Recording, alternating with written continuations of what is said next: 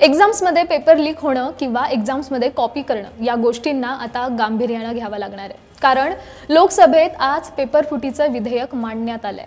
केंद्रीय मंत्री डॉक्टर जितेंद्र सिंह यांनी विधेयक मांडलंय।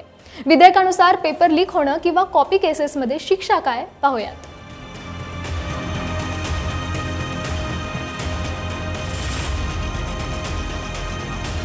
10वी-12वी सह कॉलेज परीक्षेदरम्यान पेपर सेटर सुपरवायझर यांच्याकडून पेपर फुटल्यास त्यांना तब्बल 50,000 रुपये ते 1 लाख रुपयापर्यंतच्या दंडाच्या शिक्षेची ही शिफारस करण्यात आली आहे। पेपर लीक प्रकरणात दोषी आढळल्यास 10 वर्षांचा कारावासही होऊ शकतोय।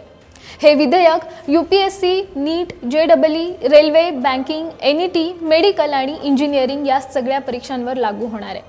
त्यामुळे एकंदरीतच आता दोषी सेटर आणि सुपरवायझर हे दोघेही गोत्यात येऊ शकतात। शिवाय कोणतीही संस्था यात सहभागी असेलच तर परीक्षेचा संपूर्ण खर्च त्यांच्याकडून वसूल केला जाणार आहे। या कॉपी केसेसचा तपास केंद्रीय एजन्सीकडे सोपवण्याचा अधिकार हा सरकारकडे असणार आहे।